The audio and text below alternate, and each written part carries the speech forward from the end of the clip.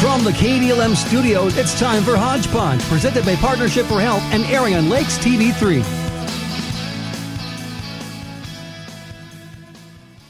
Good morning. Welcome into Hodge Podge. It is Friday. It is the 13th day of August. We are brought to you every Monday through Friday by the fine folks at Partnership for Health.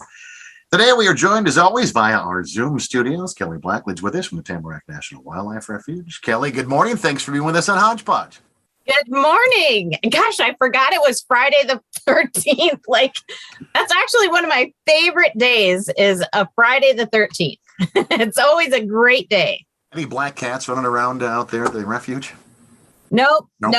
It's all good. Everything is great on Friday the 13th. It's all just perfect.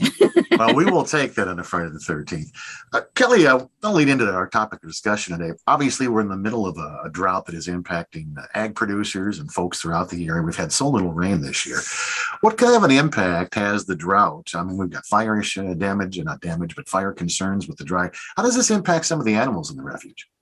Yeah, this has been such an interesting year to watch all of the vernal ponds drying up, some of the small, shallow lakes really dry. It's and the animal activity is different when that happens. There are certainly animals that have changed their behavior to accommodate for this drought, where it's harder to find food, water, shelter in some cases.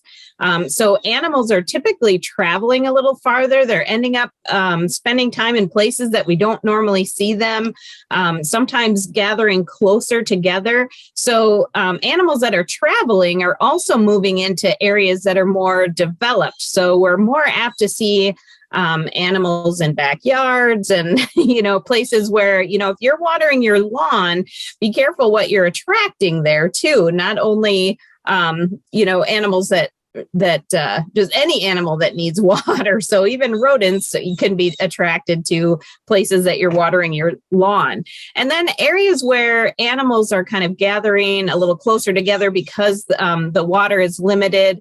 That can be a problem when it comes to possibilities of disease going through animal populations as well, because they're just spending a lot more time closer together than normal. And then, boy, if you have a garden, also something to watch out for, because things like raccoons and skunks are going to be a little more interested than they have in the past in your garden. And I know it's really easy, like when you have rotten tomatoes or whatever, to kind of just toss them out, but that's going to attract animals more than, again, what they have in the past, because they are looking for food. So, and we've heard a lot about bears being a little bit. I was going to ask you about bears. Yeah. Food is, they eat a lot of vegetation. And when that vegetation is crispy and not full of the juicy nutrients that it normally has, they're going to be looking elsewhere. So, traveling to find food. We've seen a lot of bears getting into dumpsters and certainly bird feeders like they normally do. I was going to say, on social media, probably about the last 10 days to 2 weeks, I've seen a lot of people have trail cams out around their properties, which is really common. But I'm just seeing a lot of photos, a lot of videos of people seeing bears that they haven't normally seen in their properties, whether it's out in the country or in towns. And everything is kind of stressed out. We were talking about the changing of the colors. So as you drive along the area, you see the sumac trees. They're already brilliant red and orange and kind of starting to crisp up and drop a little bit. And we aren't even a Labor Day weekend yet. So, Kelly, how is this drought and everything impacting? The fall colors are still going to come, but are we expecting it to be a little earlier this year because of the stress from the drought? Yeah. I fear that it's really going to be kind of a stressful fall. We always hope for amazing, beautiful colors. And I think it's going to trickle in with a lot of yellows and some crispy leaves. Some may just go to brown. We'll see how that rolls. But it's already starting. And I think every year, though, I say, oh, it's turning so early. When you get a few little plants that are in maybe a little stressed area where they start turning yellow, or like you said, the sumac is always the first to go anyway. But certainly we've seen some plants turning early, or definitely earlier this year. So I think we'll still have some good color in places, but it's not going to be the spectacular sight that we always hope for, I think. We've obviously been dealing with wildfires, not only in the United States, but in Canada for the last 2-3 weeks, not only here in Minnesota, but all across the country with air quality issues. Kelly, with this dry fall and the lack of moisture, obviously a real concern for folks that do any burning and are out in the woods, just wow, and have a campfire. Folks need to be really, really cautious right now. Absolutely. This is the time of year that we really have to look for, pay close attention to even equipment as our grass starts to dry up. August and September, kind of peak times for that, when wildfire personnel are thinking about, severity and such, there are things that they consider, like how easily can a fire start? How fast can it spread? What will it do when it spreads? The temperature, the wind, the humidity, recent precipitation, all that can play a factor in how wildfires, how severe it is. And as you heard, Minnesota is right. A lot of our area, this northwestern area, 45% of Minnesota is in extreme or higher, even exceptional fire danger. So we are, the next 6 weeks are going to be really critical in terms of fires, even in our area. Nationally, there are 39,000 wildfires that in the U.S. that are happening right now or this year, that have burned 3.5 million acres.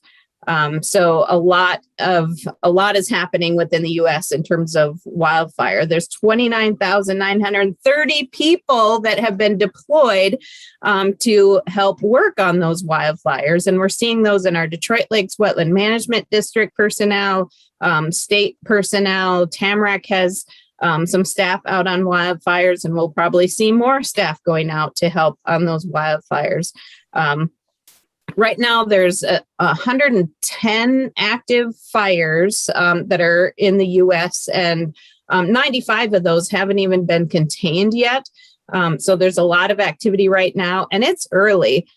So I expect we'll probably see more of those, and some more smoke in our area potentially. There's still 22 fires in Manitoba that are still burning. So that's a lot.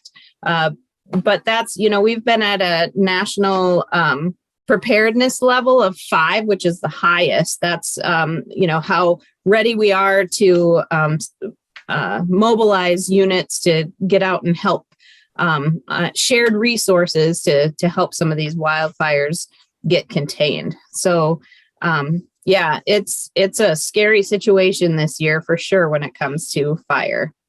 We have pretty comfortable temperatures today, but we've really had a stretch of hot humidity and high heat, and the heat index has been way up.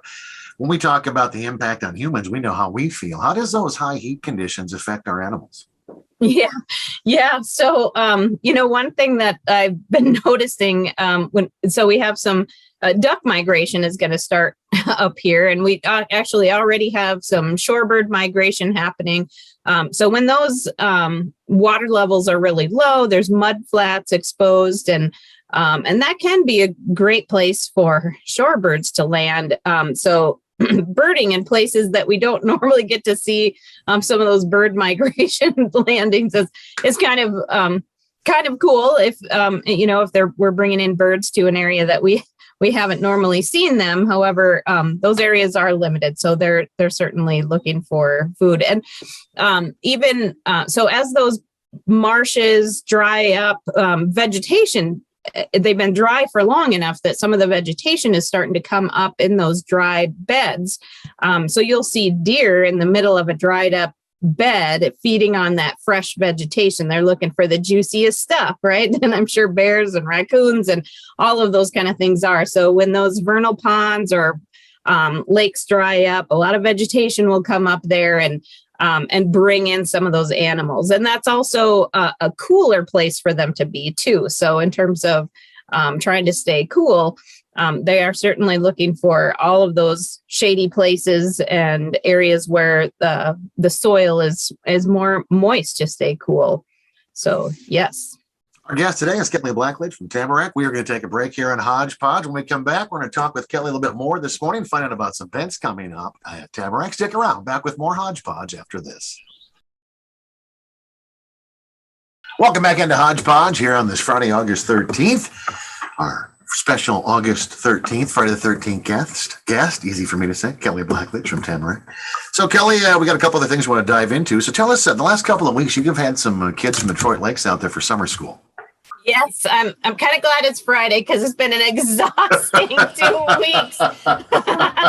But yeah, there's nothing better than watching youngsters make nature discoveries and spend time outdoors. In fact, there was one fourth grader from Detroit Lake, Stella, that had this quote: "I used to spend time on my electronics, but now I like to get outside and hike after being at Tamarac." That is awesome. So, that is exactly what we're trying to do, is to get kids excited about spending time outdoors, get unplugged and head outdoors. They were looking at decomposers, going on birding hikes, exploring insects. And thanks to the Becker County COLA, who donated some money a few years back, we were able to buy some waders that third graders could fit into. So we had an aquatic day and had, nearly 100 kids over the past 2 weeks get into waders and into the marsh, looking at aquatic ecosystems and learning a little bit about what keeps our lakes healthy, and rivers. So they all dipped into the muddy and very low Ottertail River. So that was an amazing 2 weeks with all kinds of K through 8 from Detroit Lakes, part of their summer school program. Great teachers helping out to get kids outside. And of course, the Tamarac volunteers sharing their passion with nature. And we're always looking for more. So if you're interested in sharing some nature with kids, give us a call, because we'd love to get you suited up and trained up to help us spend some time outdoors. Kelly, we got a couple of minutes left. Some events you want the folks to be aware of? Yeah, just a reminder that we do have Toast to Tamarac coming up, and you'll hear more about that. That's September 10th, so mark your calendar. And the sanctuary on the refuge, the northern part of the refuge, becomes open to hiking through that area as of September 1st. We will also have the Fall Festival will be a part of the Art Leap this year. So we'll be focusing on nature photography the end of September, the 25th and 26th. Also, if you like nature journaling and photography, art, take a look at Wild Inspired. Google that app. It's available in iPhones and Google Play to download the app, where you can upload your creative works right to a map. And we now, if you haven't been to the visitor center, we have that available, so you can see all these cool art and poetry, literature that's inspired by Tamarac. So you can see that in the visitor center. Right now, our center is open Tuesday through Saturday, 10 to 4. Masks are required in federal buildings. So you do have to mask up to come inside, but we do have all the displays and binoculars and bird feeders up and things for kids to do in there as well. So hope to see people out on the refuge. Kelly, if folks want to find out more about Tamarac, maybe they want to become a volunteer, how can folks get in touch with you? Yeah, you can find tamaracfriends.org and find all the volunteer opportunities on that webpage, or certainly give us a call up on the refuge, and we can give you all the information you need.